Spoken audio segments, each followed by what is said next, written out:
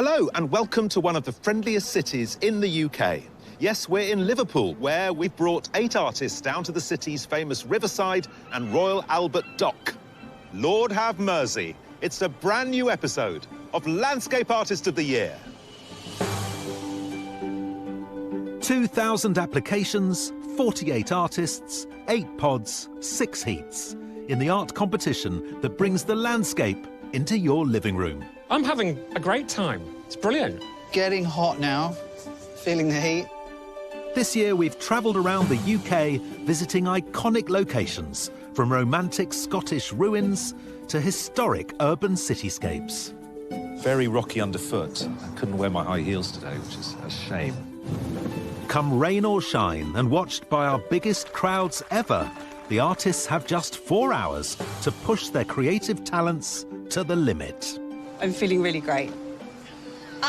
Does that sound convincing? The prize they're competing for is a £10,000 commission for the Science Museum, celebrating the stark beauty of Orkney and its key role in the sustainable energy revolution. What will it mean if you go through? It would mean that. But first, their artwork will be scrutinised by the critical eyes of our 3 resident art experts: Kathleen Soriano, Taishan Schierenberg and Kate Bryan. You could come and do my downstairs bathroom for me. And at every heat, we're joined by a further 50 artists. It's the Landscape Artist Wildcards, bringing flair, enthusiasm and a whiff of danger. It's needle felting. It's good for frustration, very stubby. So sit back, relax and join us as we continue the search for the next Landscape Artist of the Year. You said you're going to finish early and have another sleep. Yeah, absolutely. Do you need a duvet or a pillow?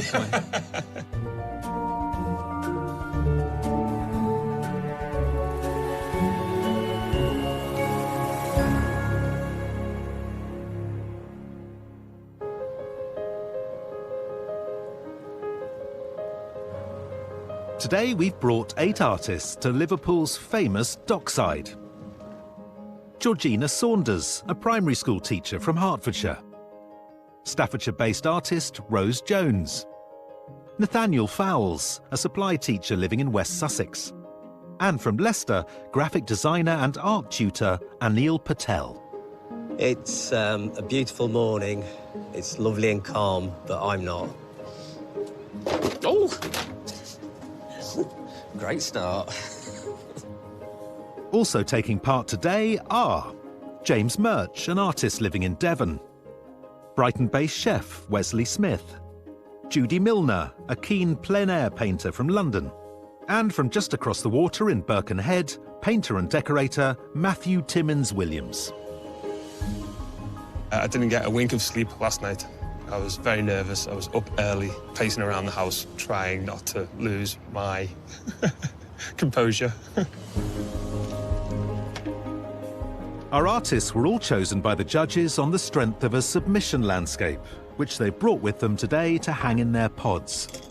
But now they must unpack and contemplate the task ahead.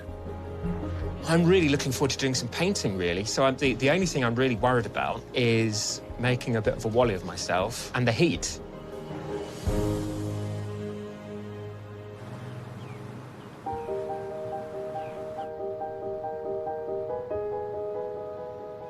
Artists, you have just 4 hours to complete your winning works of art. Good luck to all of you. Your time starts now. The landscape facing today's artists on Liverpool's waterfront is a study in perspective, encompassing old and new architecture, from the Victorian red brick of the Great Western Railway warehouse to the twisted white stone of the Museum of Liverpool. I like the combination of modern architecture and history. I just got to be careful I don't get bogged down in detail. I love to be in a more rural landscape, so I think it's absolutely stunning, but I find it's a little bit scary to begin with. I think this might possibly be the most complicated landscape we've ever given our pods. I mean, it's got everything, absolutely everything in it. You're right, it's very complex, but you could also say we've spoilt them for choice. And I think that's what makes Liverpool such an exciting city, that you just have these layers and layers and layers. From a geometric point of view as well, I think it gives you some wonderful shapes. It's so dramatic. I've noticed that some of the artists that we've got on the pod today are sort of containing their scales in order to get what they need to get done in the time. Right. But actually what scares me a little bit is that this is so big. Yeah. And how do you sort of bring that all down and make it sort of meaningful and strong at the same time? Challenges. Lots of good challenges. Faced with such a jumble of architectural styles, our artists must decide whether or not to simplify the view. But one seems to be making things even more complicated. The kind of painter I am really does vary. I just don't want to do a literal painting, distort things. Just take a quick photo. Wow. Perspective. That's amazing. Anil Patel is a graphic designer and art tutor from Leicester. His submission in oils is a view of the cooling towers behind East Midlands Parkway station and demonstrates his fascination with manipulating unusual urban scenes. And what a beautiful looking painting. Thank you very much. Very different to your submission, which is a lot moodier. And I think the mood is conjured through the light. Yeah. We're going for a different looking picture. Yeah. Right, so this is a painting I can see already just full of perspective. And Liverpool has really, gone head first into an exploration of 21st century architecture. Absolutely. The fact that some of these buildings are so experimental, does that make it hard for you as an artist? Because you almost have to make sure that they're believable in paint. It does, because when I did my power station, I distorted it so you can get away with elements. This is already distorted. Some of those buildings are already distorted, so they are wonky already. But I will have to make the Liver building a bit wonky as well to match. I'm not going to do a literal painting. Yeah. You're going to do it your way. Absolutely. Also looking for a composition that will capture today's jigsaw puzzle of a view, our next artist has decided to start with the irregular skyline. Space, shapes and structure are what interests me the most. I'm drawn by the distant horizon, creating one continuous outline of the buildings. It's a composition I like, so fingers crossed, I'm doing all right. Artist Judy Milner trained as a sculptor at the Royal College of Art and lives and works in London. Her submission is a view of Ascot Racecourse, painted in oils and demonstrating her gestural, semi-abstract style. Judy, you're quite a messy painter, aren't you? To start off with and possibly to end with, I don't know. Looking at your submission, I mean, there is that sort of freshness and looseness and energy to it.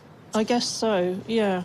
It's a record of a moment. And when you're dealing with architecture that's incredibly precise, there's so much in it. You've managed to find a little slice through and a view through. The passageway and the Liver building, I like this line. You can make a continuous line of that horizon. The structure is going to contain my mess somehow, hopefully. Well, it's got a lovely energy to it. I love the way you've got the Museum of Liverpool sort of taking us to that lovely sightline and that empty sky. It's great. Thank you very much. Our 8 artists aren't the only ones on the Liverpool waterfront today. Arriving at the docks are a further 50 landscape artists of all ages and experience. It's the Landscape Artist Wildcards, and they're setting up their easels right behind the pods. Wow, what a view. Isn't it fantastic? And it's nice for the wildcards to be so close to the pod artists, and I'm going to look and see what they're doing today later as well. Atmosphere here is like, I met few people and it was lovely and everyone's really friendly and it's a nice sunny day. Funnily enough, I actually turned up with my easel this morning. Within 5 minutes, I lost a screw, it broke. I've tried to fix it a few times, it hasn't panned out. So, lap it is. They're all competing for just one wildcard place at this year's semi-final. It's the best spot in the whole area. It is, it's not bad at all. It's a cool breeze. Yeah. Got your umbrella. Do you mind if I stay here for the rest of the day? You're welcome to. Didn't bring any tea with you, did you? With the wildcards settling in for the day, just in front of them, our next artist has brought along some of the tools of his trade. I choose bare plyboard to work on because I like how the colours sink into the grain of the wood. and it adds extra layers of depth that I can build up a picture on. I like acrylics because they dry fast, and I can move on to the next stage pretty quickly. Local mural artist and painter and decorator Matthew Timmins Williams lives in Birkenhead. In his submission, An Evening Scene of a Harbour on the Isle of Mull, he used large blocks of colour to swiftly capture the moment. Matthew, let's talk about your submission. It's a dark night, there's a cemetery, and that graveyard's great. But it's more the mark making, really. The way you've made the light. That it looks like you enjoy the way paint goes down. Yeah, absolutely, yeah. Just kind of brief marks, just kind of working quick. Now, we've given you this really complex view. I've definitely got an idea of a composition that I want to work with. You started with this very quick sketch. Are you seeing possibilities? That big black building was going to work quite nicely. It's got a lot of different reflections, and it's a great backdrop for everything else that's in front of it. So I can add a bit of layers, a bit of depth to the overall thing. Well, I can't wait to see this happen. So I'll let you too. Thanks very much. Get on with it. Thank you. Cheers.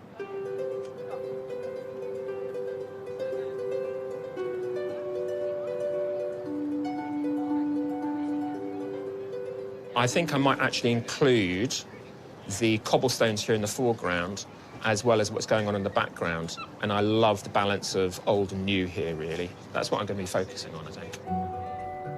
Nathaniel Fowles is a supply teacher living in West Sussex. His stylised works feature accentuated colours, as in his submission oil painting of Battersea Power Station, which took him a mere 10 years to complete.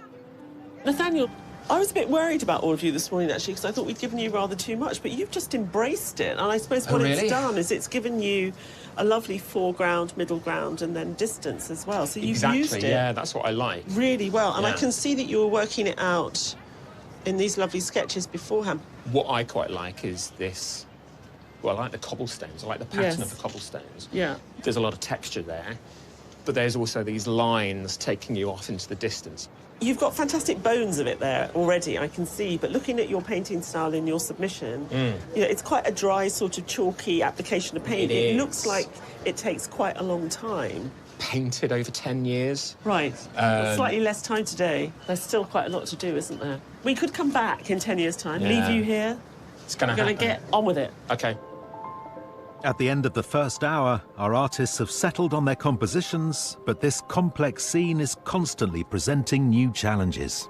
The reflection on that big black building is causing me some trouble, but I'm getting there, I think. It's really quite tricky working out where different things are in proportion to other things. So I'm quite pleased about how I've actually been able to, I hope, get things in the right place. That hour's gone really quick. I've been blocking everything out. Don't go too much detail too soon, and stay relaxed and really go for it.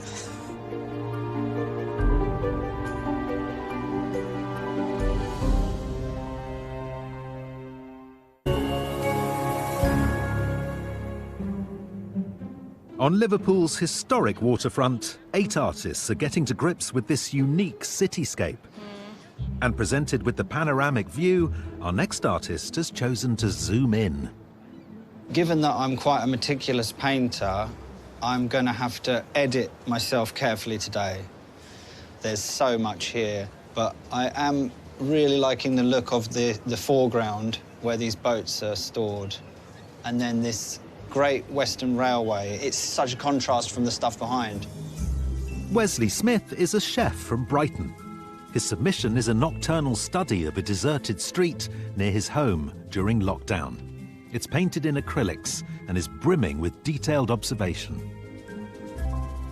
Wesley, good morning. Morning. So I personally feel that you've got an advantage looking at your submission. You painted a street view, you liked activity, architecture, shapes, street lamps. But I just love the fact that basically the star of your submission is 2 bins. They provide a really nice focal point. It just happens to be bins. So You've decided that you're going for literally what's in front of you here with this old railway. Like, it speaks of the past, it's quite quaint. You've got these fantastic verticals and horizontals, and you've really emphasised that in the sketch. You've had to edit an awful lot out, you know, in order to be able to find that view. Yeah. For me, the buildings in the back are such a strong contrast. I'm considering not even putting that stuff in there and just sort of dropping the sky down. Well, it's a beautiful underpainting in, like, a burnt orange and this beautiful grey. It's a really good-looking sketch.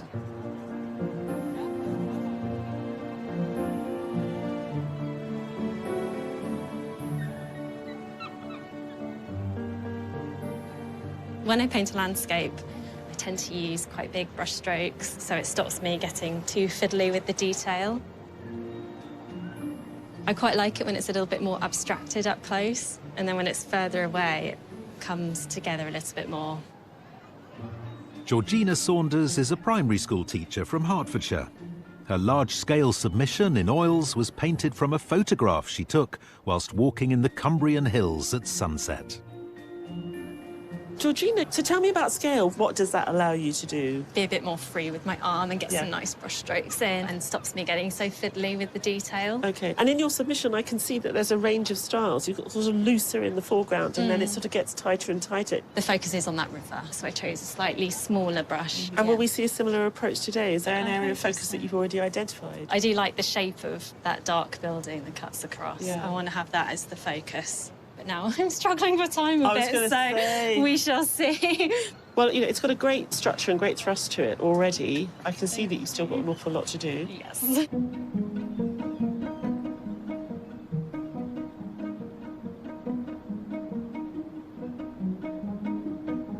So these docks are interesting, aren't they? In that they had this former life. They've been repurposed. So you have a thriving area that has all these remnants of its former existence. It's a very peculiar jumble of building styles. In a funny way, it doesn't look like it's been planned. Of course it has been, but there is a kind of sense of chaos as well. But for an artist, it's ideal. Yeah, there's so many ingredients for your stew.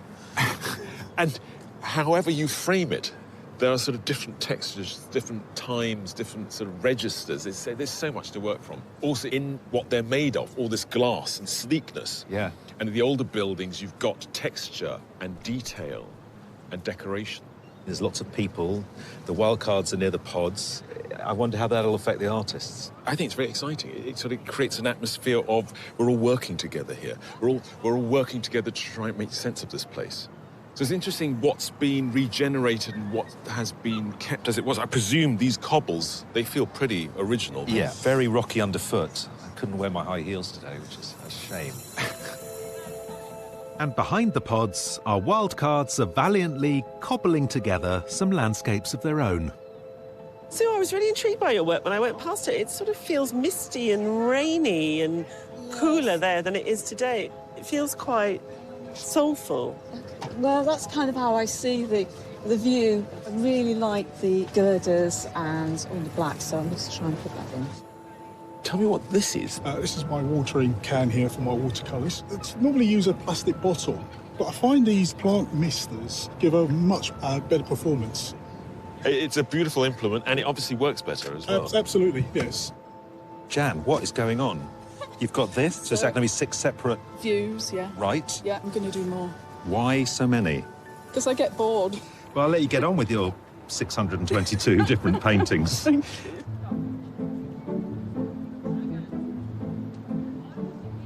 Over in the pods, and faced with the complicated geometry of this ultimate urban landscape, our next artist is feeling very far from home. My studio is based in a country park, so I tend to paint more kind of natural scenes, but I'm quite excited by something a bit more architectural. I'm trying to simplify it slightly with the modern building kind of against the older buildings. Artist James Murch lives in rural Devon and took part in Landscape Artist of the Year in 2019. His submission, an oil painting of the garden by his studio, demonstrates his love of colour and form in nature. James, your submission from the depths of the rhododendron bush. Yes. What grabbed you? It is the rhythm of the trunks and the light, isn't it, really? It is, absolutely. It was later in the afternoon, so the sun was kind of behind and coming through the rhododendrons. And now we put you in front of this massive bit of building. Tell me how you're going to tackle today. Well, I'm going to build it up in sort of basic shapes and try and indicate details. I like the fact that these two modern buildings look a bit like dogs kind of going for the older buildings. Yeah, attacking it. Even the angle is sort of coming in. Yeah. James, a very robust compositional choice to start with. Good luck.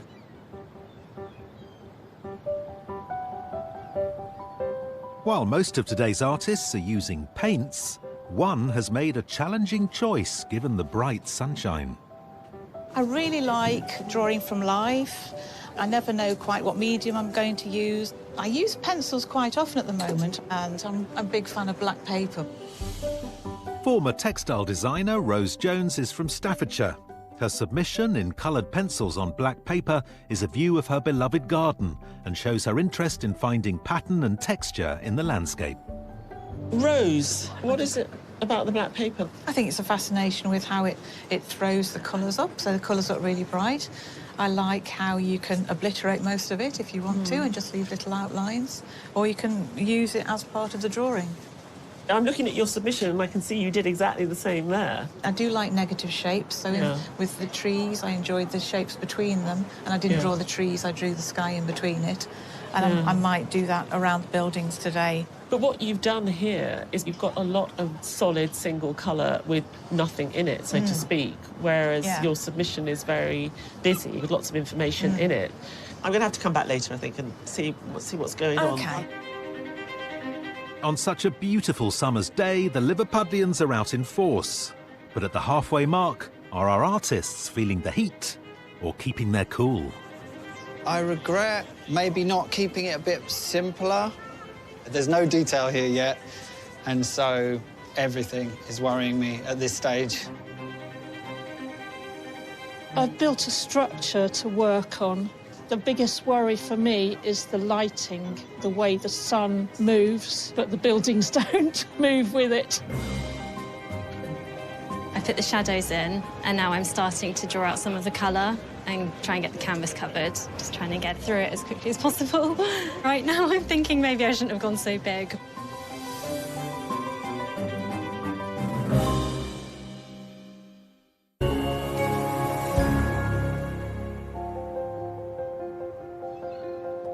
On a roasting day in Liverpool, 8 artists are halfway through the day's painting and the mercury is rising. Getting hot now, feeling the heat. This is probably the most painful bit, where it's all sketchy, but everything's in place. I need to quickly fill in a few more big empty spaces and then start with the finer detail.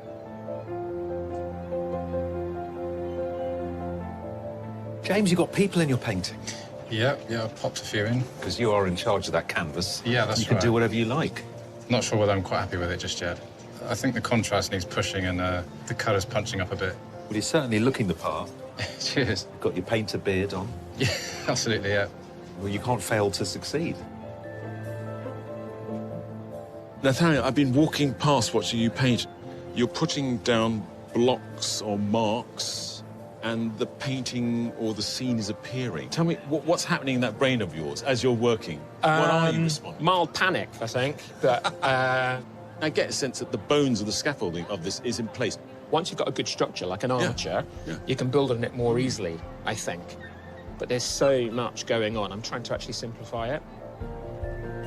Got my ice cream. As both artists and ice creams reach melting point, what do the judges think of the artworks at the halfway stage? So this little stretch of cobbled land bursting with creativity and some great art being made, hopefully. Wesley's submission was very detailed. Has he got enough time today on his painting? This beautiful little station leading up to it, there's a lot of sort of no man's land with bits and bobs which are very difficult to paint. I don't know whether he's going to get it done. I'm glad that Wesley chose this subject. I think the sketch painting he did this morning was gorgeous. If he adds too much detail, we're going to end up with something that's very difficult to read. Well, someone who's not lost in detail is Georgina, who is giving us these big sweeping lines. What she's capturing, which I haven't seen so much in the others, is there's a real sense of movement and energy. I think it's a really interesting way of approaching the intensity and complexity of this view. You know, by virtue of working in these broad strokes, you can reduce everything down quite instantaneously. James is very meticulous. There are charts, there are diagrams. Has he done too much of that and not enough painting? The bones of it are there, but it's sort of emerging from the top down. And I'm hoping that over the course of this afternoon, he'll put in some of that detail, but I like the way James works. His main subject matter is verdant vegetation. You can be loose and suggestive, with architecture less so. It's a work in progress. I'm slightly worried. Rose is working on that black paper, but is it a right choice for a day like today? You start with something which is so flat. I really feel like she needs a lot of layers to be able to bring in all the nuance that she wants to bring in. But she has made a great compositional choice. She's very interested in capturing elements of what's in front of us rather than the whole, and it's very, very subtle. Judy is tackling mainly the sort of sweeping drama of that building, the Museum of Liverpool. Judy's used the museum to push the whole composition and cram in the old part of the town on the right side of her composition. I think it's very dynamic. I think it's really an interesting device. The best thing about it, I think, is the lamppost that she's painted. But I want more paint, I want more colour. It's too sketchy at the minute. Nathaniel's giving us quite a wide-angled view. Are you happy with what he's doing? He's just responding to different flecks of tone and colour, and he just puts it on, and slowly, on that yellow ground, we're getting a sense of place. It's interesting for me because for Nathaniel, with his submission, it's so tight. And actually what he's doing today is just really loosened it up. It feels more playful. I think that the cobblestones are stunning. Matthew, dabbing away, making marks. He seems to have all the time in the world. He got his composition well sorted out early on. What we're not seeing yet is a certain sort of thickness of paint, gestural mark making. I hope that he stays as relaxed as he is and doesn't get into some speedy flourish to add more detail, because I think the detail will ruin it. Anil's using the edge of his canvas as a kind of notepad almost. Yeah, he's very interested in perspective. He used artistic license in the submission. He's done the same thing with what he's painting today. But there's no mood to his painting yet. I think Anil is an artist who is so interested in developing new stylistic approaches, and he's trying to play with the space. Whether or not at the end that translates into a good painting, I don't know. Well, the sun is shining. The artists in the pods are beavering away. The wild cards are working away. I think this only means one thing. Who wants an ice lolly? A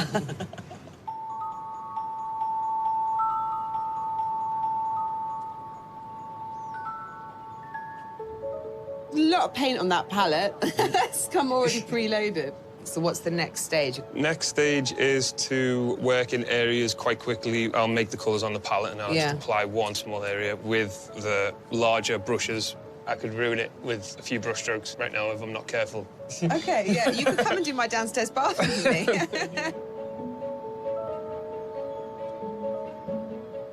Behind us, Georgina, there are quite a lot of people watching what you're doing. How's that sitting with you? Doing a big painting, which everyone can see. It does scare me quite a bit. Just trying to get as much paint as possible, then I can fine-tune a few things. I want to focus on the buildings. Right. Because that's one of the most famous buildings of Liverpool. I like the way the liver bird is sort of hovering at the moment above it. I hope he's not going to fly away. Yeah.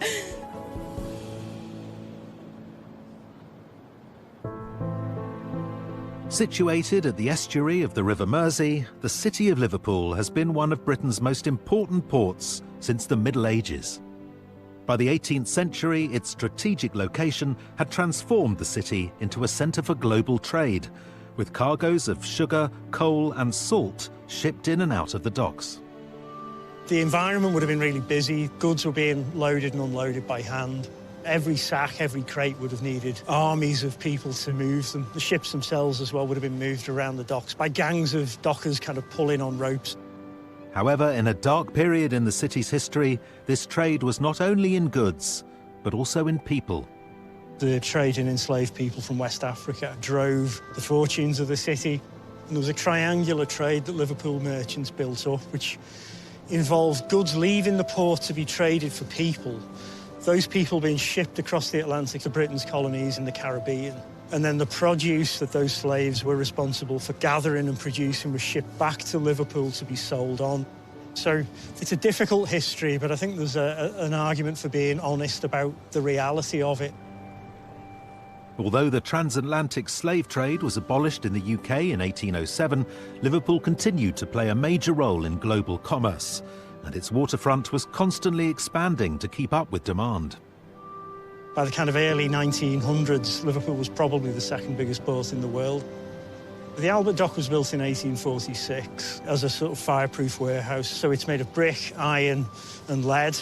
And it was responsible for storing, high-value goods, so things like cotton, spices, tobacco, rum. However, within 20 years, the Albert Dock was already too small for the next generation of container ships powered by steam. And by the early 20th century, the once thriving docks on this site went into decline.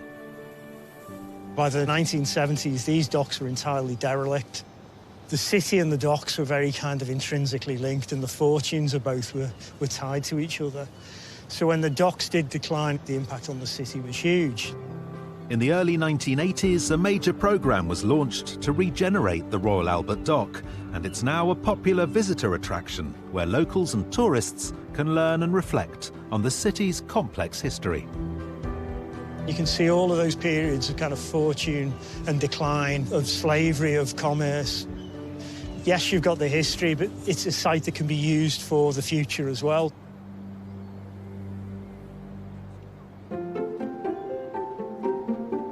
Behind the pods, our wildcards have been working hard on their artworks all day. And as they approach the end of their challenge, things are getting a bit hairy. You're right, Emily, quite franticness to this enterprise. Yes, it's needle felting. So it's good for frustration, very stabby. Are you in a good mood? I am. Sometimes I need to listen to some really aggressive rock music to get into the stabbing. To get the beautiful composition. I'm exhausted just talking to you. This is a big view. It is. How did you approach it? Well, considering I don't paint buildings or water, with some trepidation.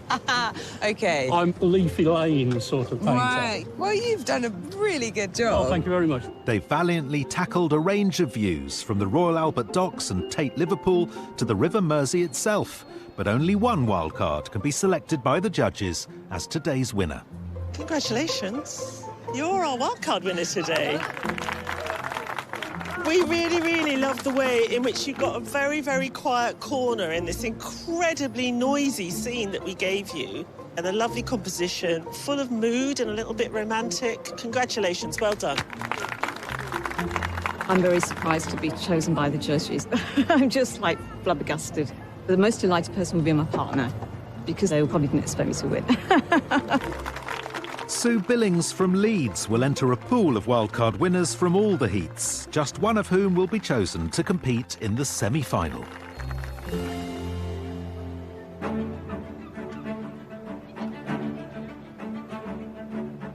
Back at the pods, there's just half an hour left of the competition, and the nerves are beginning to show. I have occasions, moments of thinking, this is going well, and then a little bit of, no, it's not, get on with it. I think they might say, why did she start on a huge piece of paper and then she cut it down so much? On the foreground, it's getting a little neglected, so I need to sort out the two sides and then go back to the foreground. And I hope I'm not going to do too much and ruin it all. I'm going to start adding a little bit of detail, but not to kill it. It's not quite going to plan in certain areas, but getting a decent painting done, that's what worries me.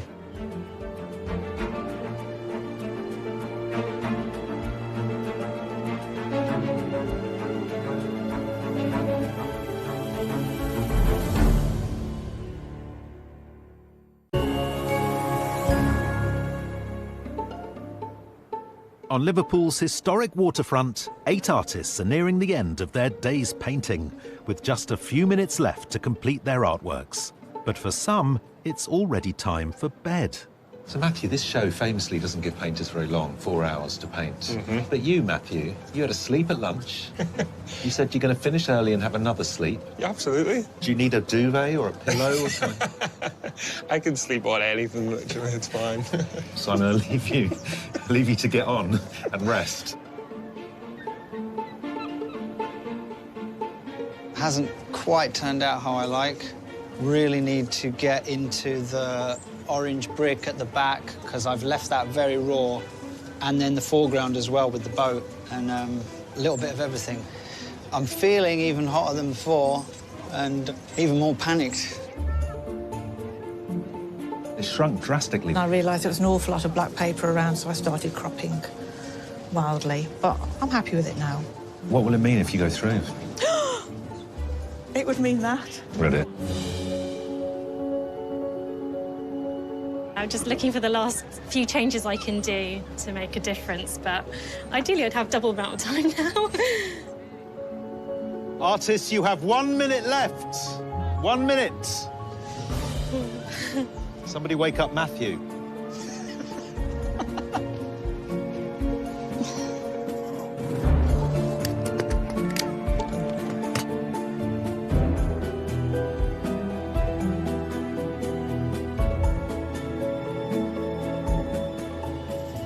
Artists, your time is up. Please put down your equipment and step away from your easels.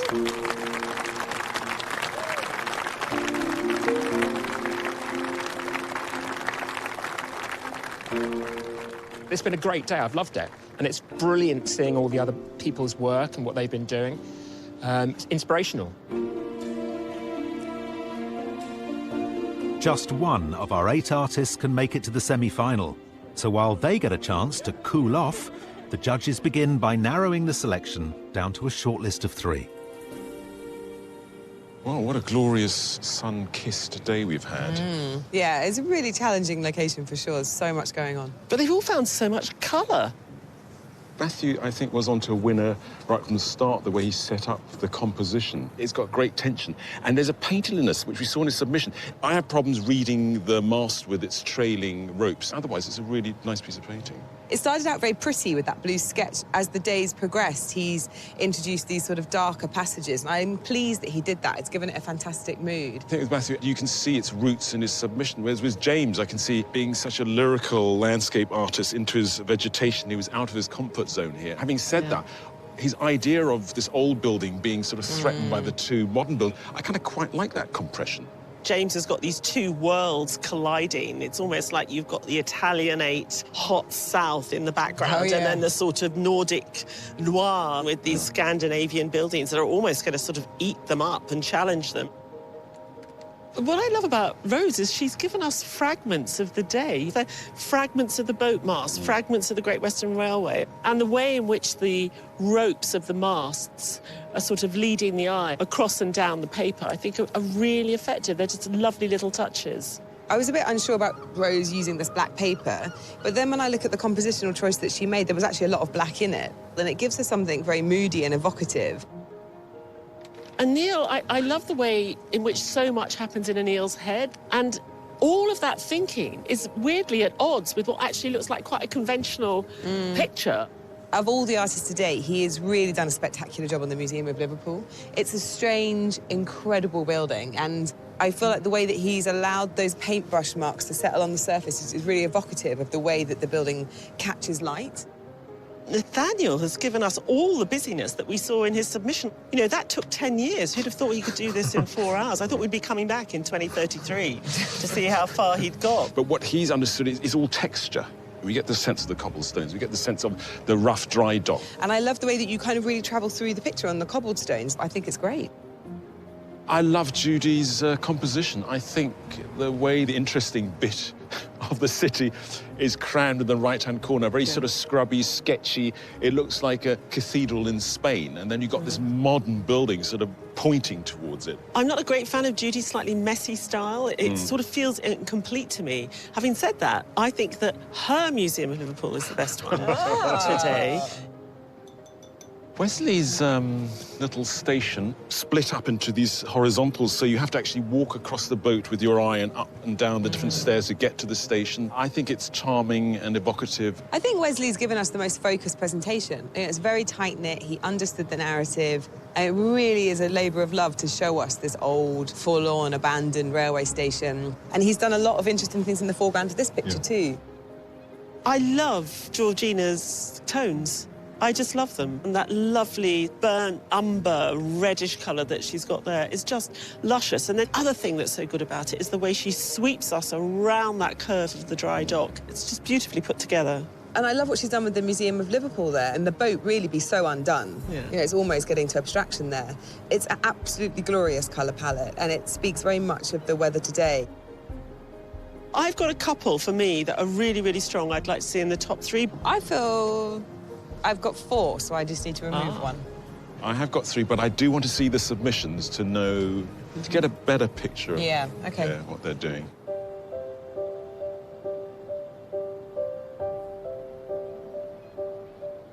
Artists, thank you for a wonderful day and for embracing the challenge so wholeheartedly.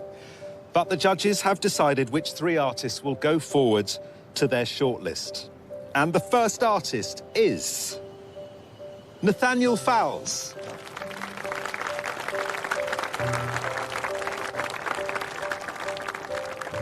The second artist on the shortlist is Wesley Smith.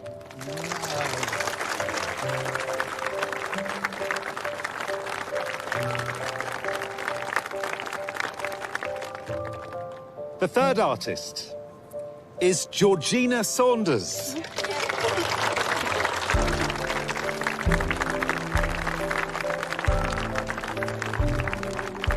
Commiserations to the rest of you, and thank you again for all your hard work. Thanks very much. Thank you. The judges must now select a winner, taking into consideration both today's work and the artist's submission landscapes. I've rarely seen a more exhausted set of artists than today's bunch, and I don't know whether that's a combination of the heat, but also wrestling with the complexity of that view. Yeah. We have been mean today. There's just no 2 ways of putting it. I mean, mean. You put Nathaniel's painting today next to his submission. You really see where his interests lie, can't you? I think what Nathaniel's really good at is helping us travel across. You know, you travel across the water in the Battersea Power Station and you travel across the cobbles and the dry dock. Today's painting has the same complexity and denseness. What's interesting, his buildings have a weight to them. Although there's less paint there, there's less detail. So he's found a different way, a different language of getting all that information across. I think the consistency that I see across Wesley's, which I didn't see before because the palettes are so completely different, is his love of light and shadow. And it's so present in the work today. But when you start to take apart his submission, so the shadow of the bollard, and there in the right-hand side in that shop is a beautiful lamp. And today, the real star was the Great Western Railway, the building that's sort of been neglected. And he's definitely trying to create these atmospheric pieces. And for me, they're very filmic. I'm very impressed by him. Looking at Georgina's 2 pictures side by side, it's fascinating to me how often there isn't very much detail when you really analyse it, but they get so much across. Georgina is quite interesting in the sense that she's given us 2 extremely different landscapes, but both of them she understands proportion. So really understanding how to create space by giving things certain importance, different size of brush marks as well. In both pictures, you can see that she's really masterful at capturing distance and all the light between us and these things. I mean, what unites them is this beautiful mark making. You know, every brush mark is like loaded with light and energy. Well, that's a lot of positive comments about all 3 artists. You're going to have to pick one and one only.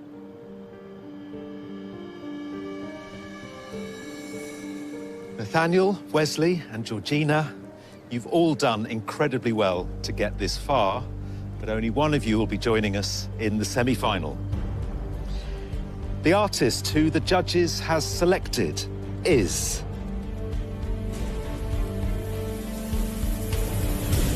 Wesley Smith. Really happy. I was chuffed before just to get to the 3, but I'm absolutely speechless. Wesley's art is just incredible. Like, the detail is fantastic. A very worthy winner. Good job! Oh my God! I'll buy you dinner. Yeah, you owe me dinner, right? Yes. Wow.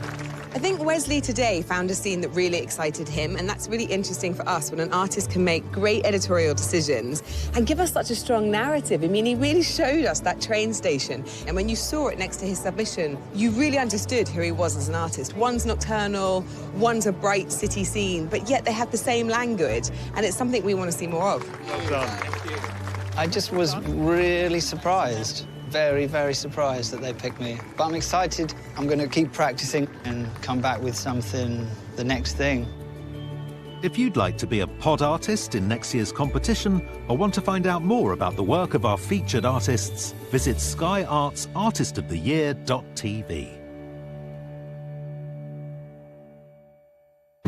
Next time, we're at Hever Castle Lakeside in Kent with 8 new artists ready to take the plunge. We have a lot of wind, then I'm going to struggle getting these clearer reflections.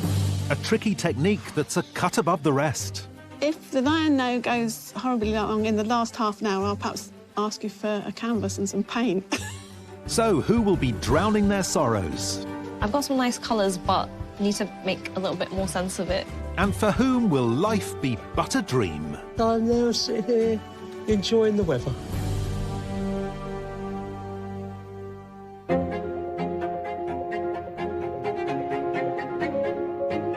Sarah Lancashire stars as the pioneering American TV chef in a nostalgic nod to the 1970s.